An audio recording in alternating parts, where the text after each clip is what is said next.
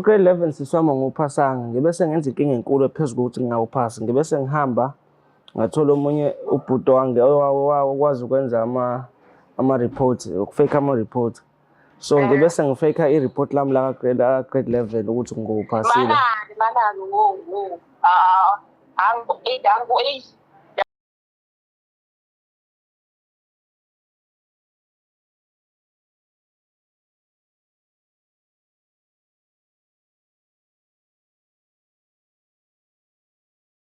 Sanibingelela bonke babukele emakhaya kwe-Black Life TV. Kwesinye isiqephu esithi sikhipha izimfihlo nihleli noLungstar. Namhlanje vashilo mfowethu othi-ke na unodaba afisa ukudalula kusisi wakho omncane. Sawubona njani? Sikhona sisi njani? Ngiyaphila. Ngiyaphila sisi. Ngisacabangela babukele emakhaya usho ukuthi uqhamuka kuphi nendawo? Sanibonani babukele emakhaya. Ngokudabuka ngidabuka ngapha eMandeni. Udabuka eMandeni? Yebo. Ubekwa yini lesi sihlalo sobukhosi? Nginenkinga lana mama.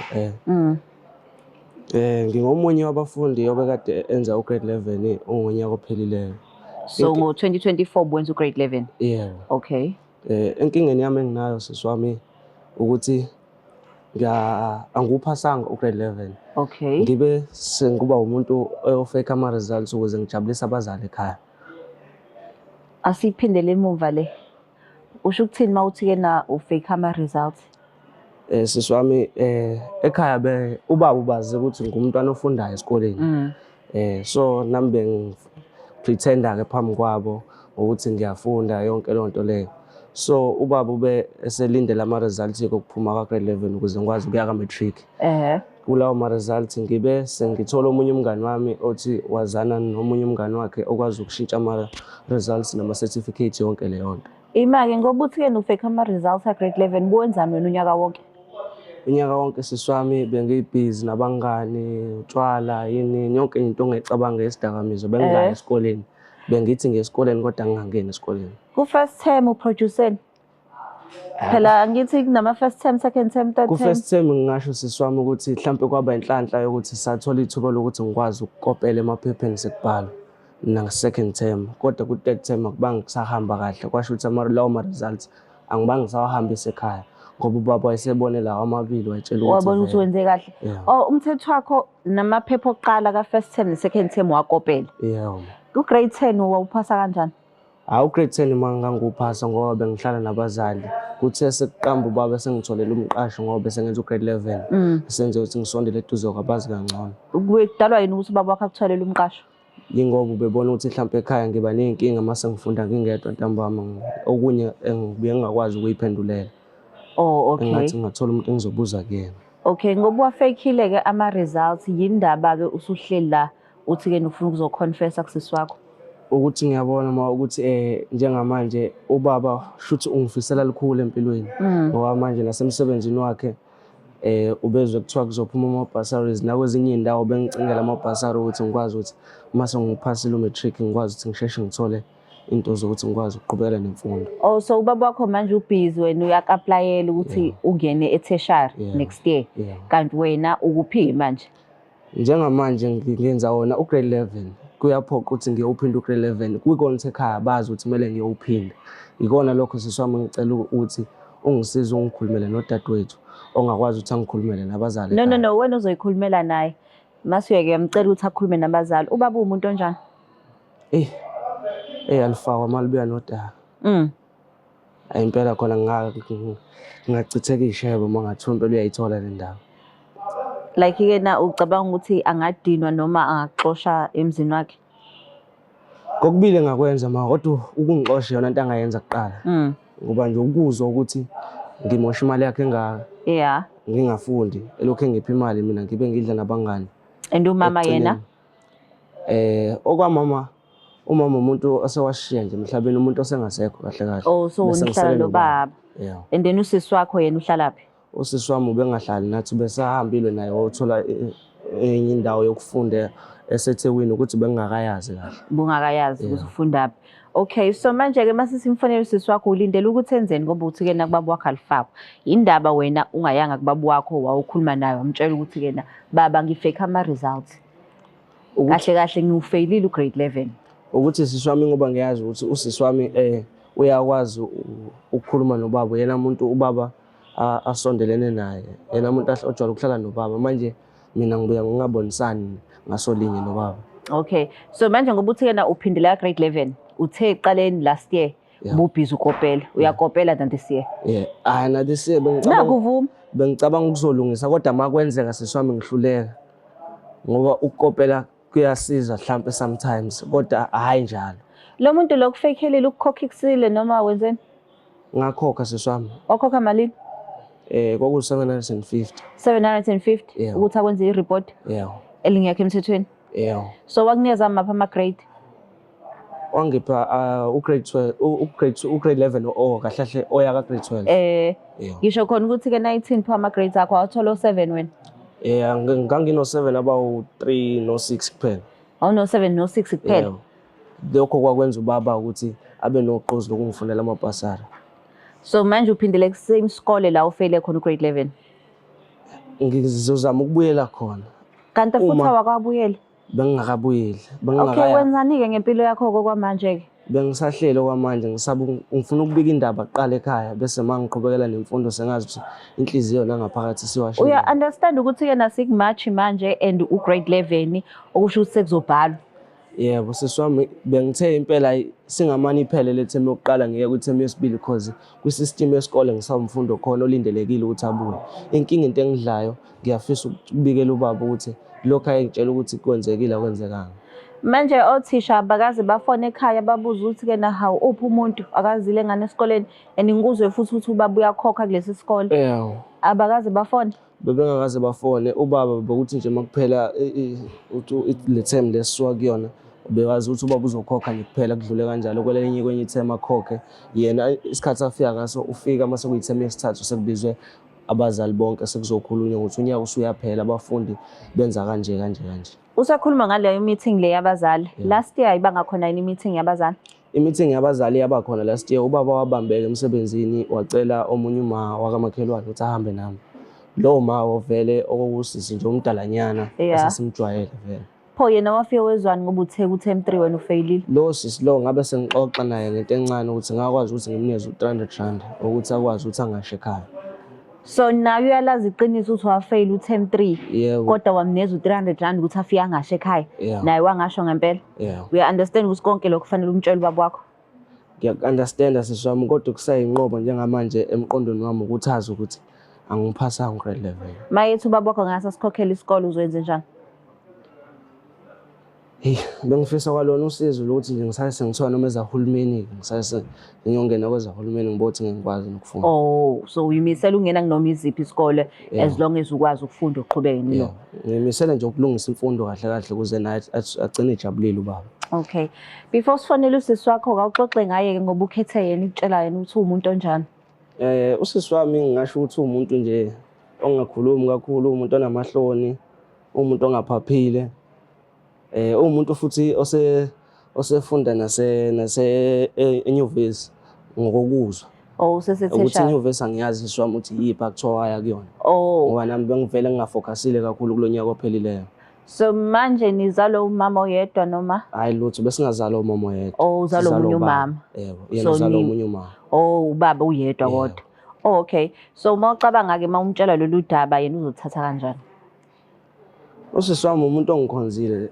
Uyena umuntu ebengixoxa naye kuzo zonke izinto. Kuphela ukuthi le nkinga engaze ngimtshele yona. If umuntu oke na ohlezi uxoxa naye wangamtshelanga lokho ukuthi-ke nakho ngiyashizila lana ngiyafeyila? Ukuthi ngangibona ukuthi ama-results wami engiwenzile ngizokwazi ukubuyela ngawo esikoleni kanti akuze kuba lula njengokucabanga.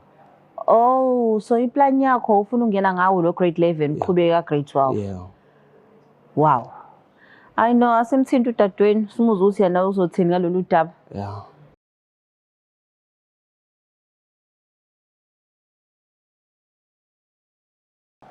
Kodwa usu-ready yini? Hayi sengiready.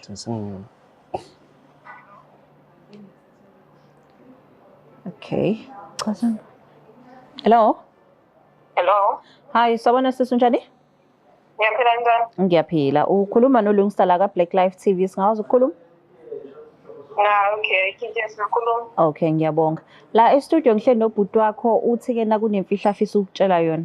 Ungakwazi ukumlala? Yebo, ngiyakwazi. Okay, ngicela umlalelele. Sisi wami, Ya, unjani? ngiyaphila wena njani? Yeah, sisi wami nginenkinga phela mfethu la ngifuna ungisize mfethu. Unenkinga yani manje? Mfethu ngoba ubuwazi bengifunda ngonyaka odlule mfethu. Ngokwenu bengifunda mina bengingafundi so manje angiphasanga ugrade 11 ngase ngavele ngenza inkinga enkulu ke phezulu kwaleyo. Awuqale phansi angikuzwa kahle, angikuzwa. Ugrade Engayizwa kahle. ugrade 11 siswama nguphasanga ngibe sengenza inkinga enkulu phezulu ukuthi ngingawuphasi ngibe sengihamba ngathola omunye ubhuti wange owakwazi ukwenza ama-report ukufake ama-report so ngibe sengifake i-report lami la grade 11 ukuthi ngiwuphasile. Manani yabo manje ngiphithanisela ikhanda uyenza kanjani yonke lento le? Siswami kwase kusesa ngase ngenzela ubaba. Ubaba uyazi ngale? Engakho nje ngifuna ukucela wena ungikhulumela nobaba ngale nkinga engibhekene nayo. Ngiqanga kugedwa. Wena ukwenza nganto unyaka wonke? Siswami awukahle mfethu yazi wena ongakwazi ukukhuluma nobaba mfethu yazi ukuthi ubaba ulala. Unyaka wonke uwenzani? Unyaka wonke uwenzani awungeke? Siswami unyaka wonke. Ubaba uyakhokha esikoleni, each and every month uyakhokha, kwenza show ukuthi uyakhokha. Wena wenzani? Sisi ngiyaxolisa bengizama nami bengithi ngiyazama. Ayikho into exolisayo uzamani. Okay, wenze njani-ke kumele i-report leli lamanje sisanda ukuthola wenze njani ngoba ngibona no-7 wenza kanjani? Ngibe sengithola lo bhuti ebengimusho wakwazi ukungenzela ama-report ukuthi ngikwazi ukuthi ngiphase ugrade 11. Okusho ukuthi ubaba uma ngabe kunikeza imali wena uyagijima uhambe wenza i-scam. Yenza i-scam wena manje. Cha phela bengizama ukuthi ngiwuphase ugrade 11 because bengasawuphasanga. Ubuzama? Ubuzama? Yini okwenzama? Ukuthi ubaba angathethi. Uzama kanjani? Uzama kanjani? Uyangidida uyangidida nje uyangidida umqondo nje kuyimanda kanjani lokhu? Sisami ngicela ngikhulumela nobaba ngiyacela ungitshelele ubaba mfethu. Lalela uzokhuluma kanjani mina nobaba uzokhuluma kanjani ngiqala umqala ngakuphi lokhu ngoba uyamazi ukuthi uyapiringa la ekhanda naye. Kodwa ubaba uyakuzwa wena mfethu hawo. Uyangizwa? Hayi ngizobona uzama kanjani kodwa nje ayikho lento yakho. Ukuthi kwenza kanjani lokho kwescam ukuthi unikeza abantu imali nto ayikho nje wathi ngichazanga kuze nje mina kahle ngiyabona nje ngidida. Sisi ngicela ngikhulumela nobaba futhi ngiyacela. Awungichazanga phela ngesikhathi uthi uyofunda ukuthi uyaphi? Sisi angifundanga ngonyaka odlule ngishilo sisi wami ukuthi ngathola abangani mfethu abo bengifaka ehlathini ngiyitshothi sendaweni right. Wena uphila nabangani manje? Uphila nabangani? Siswama bazobeka empilweni bazobeka ngempilo sisho ukuthi ngempilo bazobeka njengoba kunje manje isimo sinje. Sisivele phela sengibhedile mina ngicela ungisize ungikhulumele nobaba. Ngiyazi into engofisa ukuthi wena uhambe nami ngoba ayikho lento yakho ayikho ngempela ngifuna ukufeza ngqo umtshele wena ngoba yabo mina hawu ngiyachazela wena ngisazonyiwa yabo nje into yenzayo ngiyaqasha ukuyela mina ngazi ukuthi esikoleni uyafunda uya-attenda yonke into uma usuku ama-weekends uyahamba uyo-attenda esikoleni ama-weekends uyofunda lento ngitshela yona ngiyakho qasha ukuyizwa. Siswami naye ngikwazi ukuya kubaba wena uzoya kubaba ngingakho ngicela ngicela ngikhulume nobaba engikwazi ukukhuluma nobaba. Kanjani ungakhuluma nobaba kanjani? Phela ubaba futhi uyazi nje ukuthi mina ngangibulala futhi mathi uyayithola le ndaba ngiphambi kwakhe. Hayi ubhedile mina ngikuqamba ubhedile yabo lento enzile ubhedile ngicela nje ukuthi yabo le ubhedile strong ubhedile ayothi ngicanga ukuthi kodwa nje kuzama ukuthi ngikhulume naye ngazi kanjani. Yabona nje ngiyeza nge-stress sesangempela like yo. Kulungile sisi ngicela ngikhulumela futhi ubuye ungithinta uma usukhulumile nobaba. Uzobona ukuthi ngimisa kanjani kodwa nje yabona into ongitshela yona hayi ngihlulile mina kodwa lento iyaphuthuma sisiwazi mfethu ungathatha isikhathi eside mfethu ubaba ngidinga ukuthi ayazi namhlanje lento. Akwazi phela ukuthi ungangishisa ngaleyo nto mina ungitshele namhlanje nami ngizocabanga ngizobheka ukuthi baba ngikhuluma kanjani naye ngiqala nje ngakuphi lento ezile nje yabona nje ngiphathisa ngekhanda nje uma next week ngiyobhala wena uzongenza-stress lesi kodwa uyazi ukuthi nami ngiyafunda ngokwami. Nami sisi ngifuna ukubuyela esikoleni angithi ngiyofunda ingakho ngithi Uzobuyela manje uba benze njani-ke yabo wena eyishugulisa ngakho ibhema ngapha iphume ngapha ngamadlela. Sikuyeke lokho sisi ngeke kusasiza manje. Ngiyazi ukuthi kuyimanje ngezistress angizothini zoqala ngifini kubaba ngempela into ngitshela yona. Ungichazele nje impela ngizomtshela ngithini. Uzobona mfethu nawe uthi uyisho kanjani kodwa as long as uzoveza ukuthi angiphasanga mfethu ngingafake ama-results lokho nje kubalulekile ukuthi ngisengifake ama-results phela sekufanele manje ngilungise indaba yokubuyela esikoleni. Ngizozama ukuthi ngikhulume naye ngizozama unginika inkinga nje inkinga yazi unginika inkinga unginika inkinga phela wena hayi ngihlula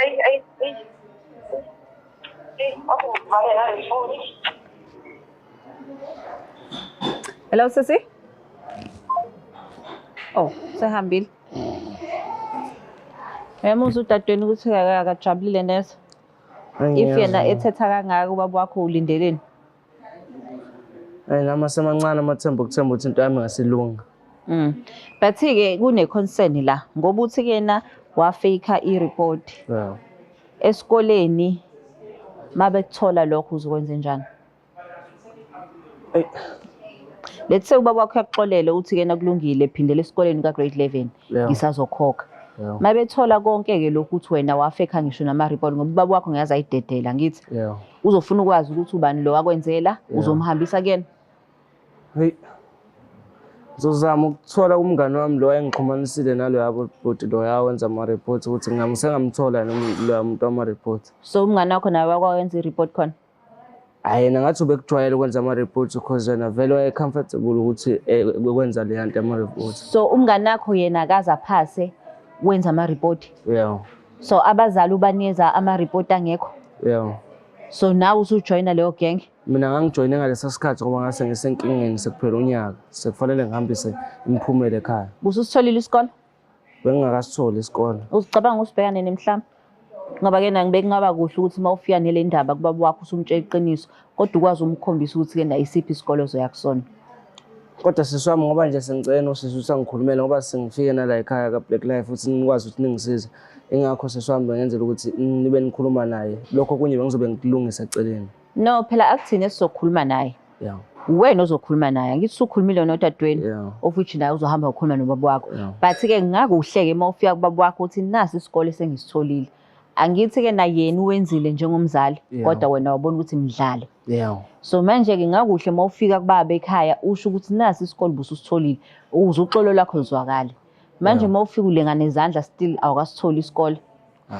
Uyayizwa lento engishoyo kodwa? Hayi khona ngiyayizwa sisibeka iphuze liphusile impela khona musho njalo. Ungaphinde futhi ufake ama-results otherwise ikusasa lakho lizofiphala usamncane ungaka. Hayi khona sisi nami sengiyavuma ukuthi ukubona kanye ubona kabili angiboni ukuthi sawuphinde kwenza. Kodwa wena ngikuthembi.